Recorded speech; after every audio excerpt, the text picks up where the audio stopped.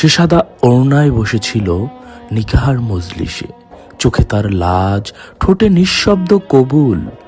ইমাম সাহেব 3 বার জিজ্ঞেস করলেন, সে বলল কবুল কবুল কবুল। ভেঙে গেল এক হৃদয়ের মূল।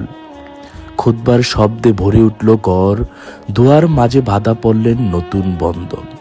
চারিদিকে তাকবীর, মিষ্টি হাসি, কারো মনে নেই পুরনো স্পন্দন।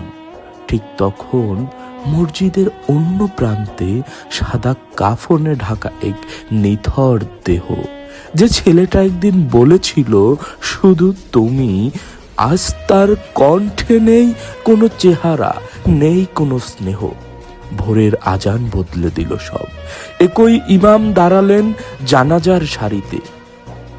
সে কণ্ঠে পড়েছিলেন নিকাহার খুতবা, সেই কণ্ঠে কাপন ধরল দোয়ার বাড়িতে। কেউ জানল না কেমন নিয়তি। একই রাতে 2 বিপরীত আয়োজন। একজন পেল হালাল সংসারের শুরু, আরেকজন শেষ করলো ভালোবাসার জীবন। ওপাশে শুরু হলো দাম্পত্যের সকাল, এপাশে মাটি হলো চিরনিদ্রার ঘর।